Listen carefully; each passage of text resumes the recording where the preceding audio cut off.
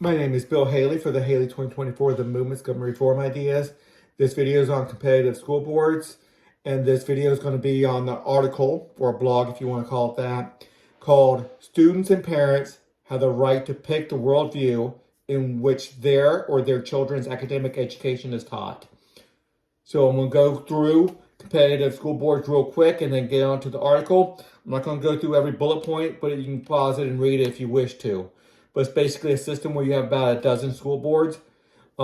Every parent selects what school board they want to go with. Some are very friendly to private schools or homeschoolers, and so they can all be within the system again, but have that control over the education the way they want to have control over their education. Education being done in about 12 different ways. As long as their academic is taught, we're good. Okay, you can look through the bullet points. I have about a dozen bullet points here. Here's about 6 or 7 of them, and here's another about 6 or so. So you can pause and read those if you wish to. Okay, let's go on with this article about parents or the students get to control the worldview. A lot of times that's religious worldview, but it could be liberal, conservative, patriotism versus hating America, anti-colonialism versus colonialism. There's a lot to look at. So the government's interest in K through 12 education is primarily that children grow up into adults who are literate and numerate, able to hold jobs and interdependently contributing members of society. Surely there are other components to being a well-rounded citizen, but the government's interest needs to be primarily that, not in what academic worldview that they're taught in. Surely there's a lot to go in through that, but that's their primary interest as a government. So as long as children are progressing down that path, academically educated, the government should have no role in deciding the worldview in which their students are taught. Now, if they're taught only religion and that's strictly it, and they're not really getting into that academics, they're not really getting into that mathematics, and very little into that reading, and you don't see where they're going to be a productive member of society. Yeah, at that point, government should be able to step in and say, look, academics need to be in there. So, but as long as they're progressing down that pathway, and there could be some standardized tests here and there to ensure that they're getting the bare minimum. Obviously, it's the parents' responsibility to make sure it's a lot more than the bare minimum, but that's the parents' responsibility. As a government, we need to have just to make sure that they're academically being progressed. Okay, parents and teenage students should have the deciding role in all controversial issues. We'll go through some of the controversial issues in a minute. How is sex education taught? I guess we're going through it right now. How is evolution approached?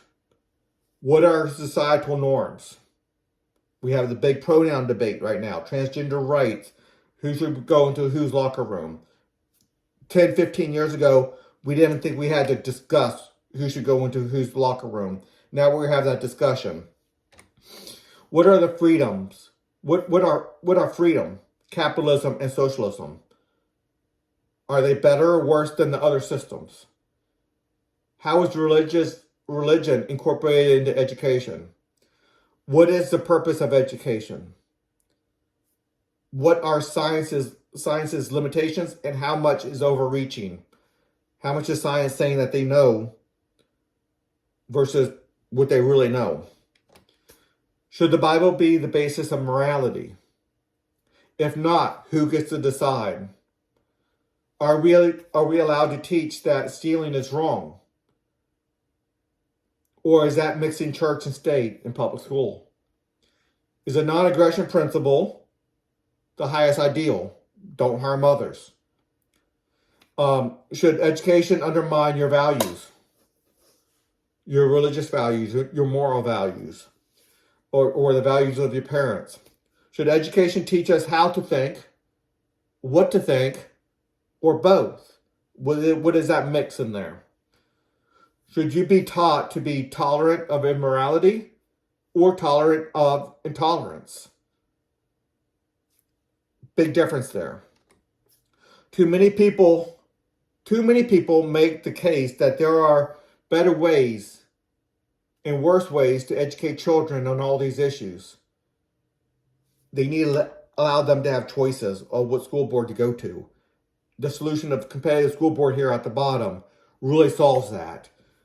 So, too many people make the case that all children, and they want to force all children to conform to their perception of the superior choice. You don't ever understand what the superior choice is unless you have that freedom to allow everybody to choose, then compare results to some degree. Even if you say we have superior results, you still shouldn't be able to force other students because maybe you're judging off different results than other people are judging. Some people are more worried about their children's morality, character, salvation, religious salvation, and the like, versus how much money they're going to make or what they're going to be doing. Yeah, that's important. We need that for society. But you can do that within good morals. But we also need really good morals, or what good is money and what we're progressing if we're progressing and advancing bad things. Okay, may even claim educational child abuse or child education neglect when parents choose certain pathways. Well, sometimes it is, sometimes it's not. What is the balance there? And we should only stop parents from teaching their children how they want to, only when it becomes pretty darn severe educational neglect. And we should not allow others to choose that for the parent unless it becomes obvious and highly neglectful. And there'll be that minimum standard. Too many people think that they have discovered the truth or the morality with capital letters there and wish to impose their, capital letters, their way of thinking on everyone. Too many people claim science has determined. Thus it is fact. And they way overclaim what scientists are saying. They're not willing to have a good scientific debate. They say the science is settled without really knowing even what the science is and way overstating what the science says. However, smart and educated people have real questions about the underlying science or the conclusions based off that science. You can have all the scientific research, and let's say both sides say it's valid. The conclusions you have from that can be wildly out of place. Too many determine that studies prove a certain issue, thus it must be taught to everyone. So there's problems there. Some people advocate that children should only be taught how to think, not what to think. I think that's a huge mistake. You should teach people how to think for sure. What to think, yes, as well, within reason. Everything's where there's a balance. Obviously, we teach them about the Holocaust, but we should always tell them, Holocaust bad, and slavery bad. We need to teach them to think that way, because some people, sometimes it doesn't come naturally.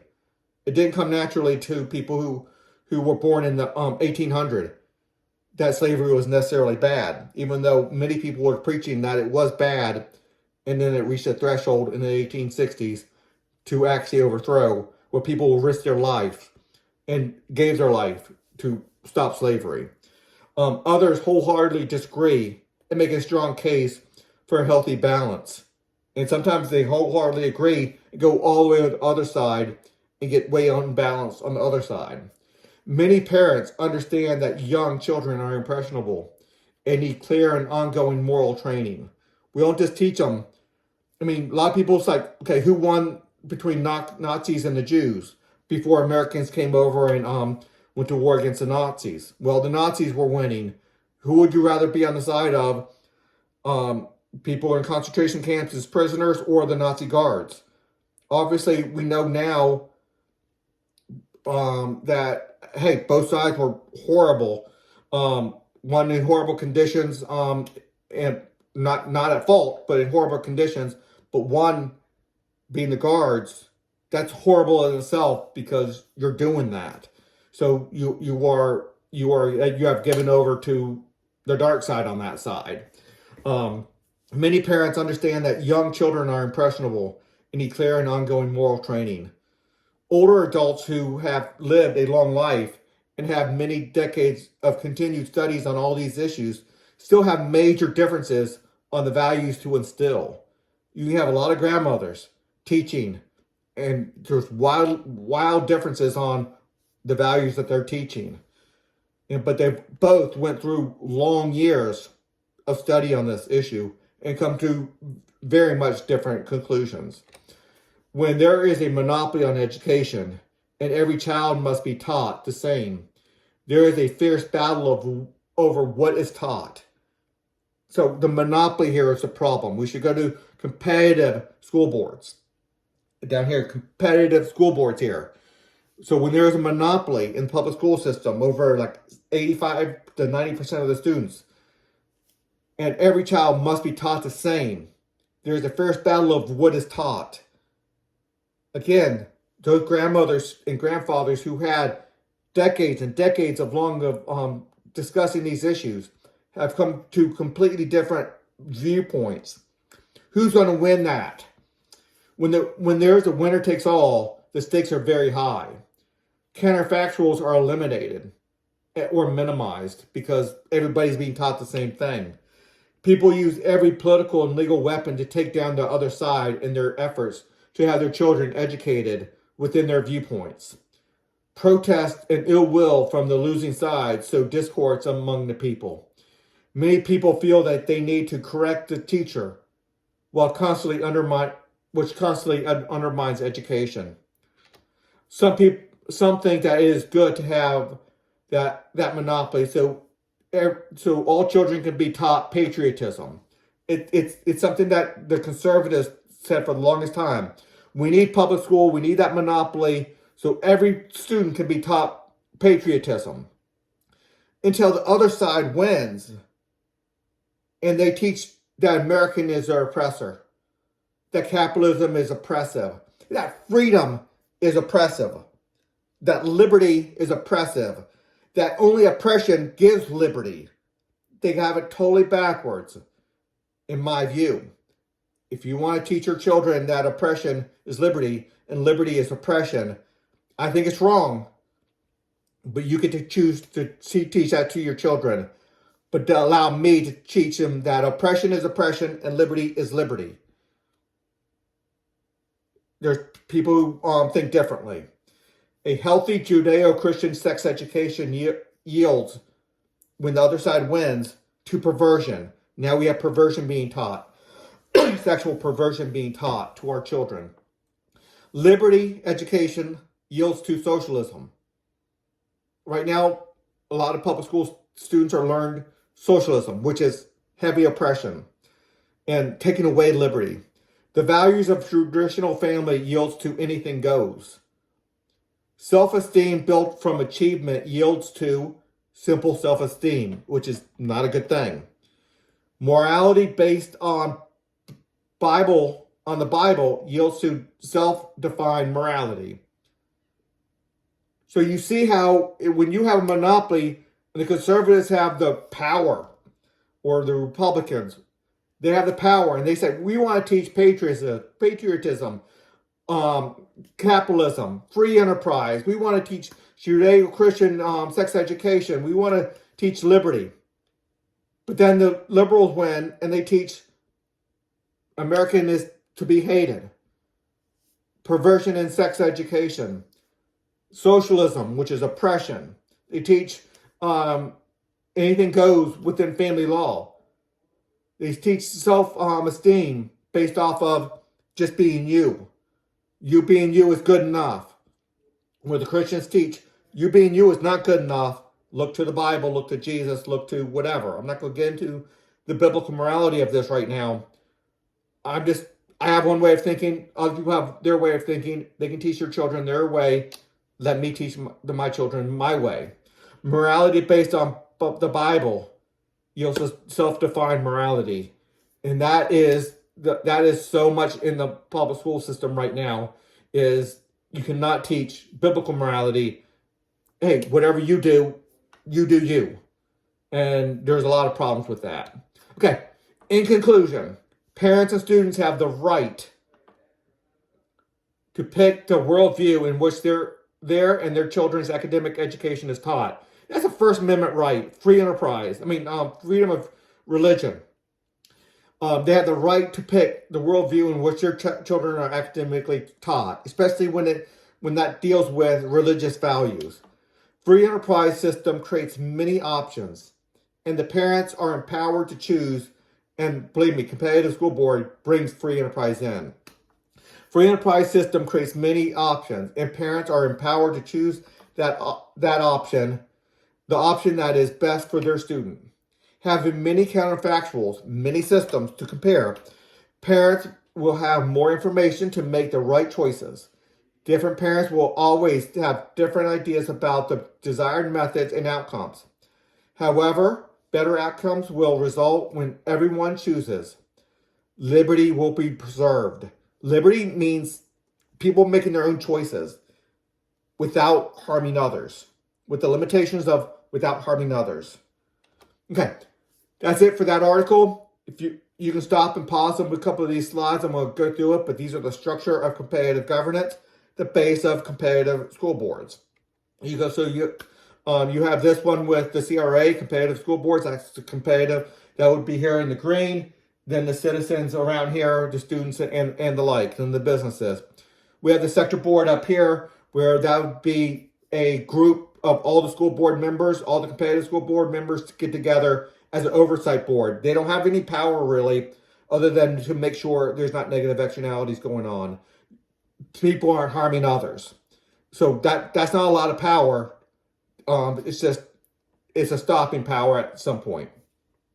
And then to finalize the structure, which I really created the structure to be CRA, competitive governance, strong. At the bottom, the hierarchy goes up, but the power stays at the bottom. The top just ensures that the power stays at the bottom, and so one CRA, one competitive governance doesn't hurt another competitive governance. So nobody's hurting you from the government that you are not in. Okay, everything's at Haley2024.org. A lot more can be seen at my website. I have a lot of YouTube videos embedded in there, or you can just go down the hundreds of YouTube videos I have. Until the next video.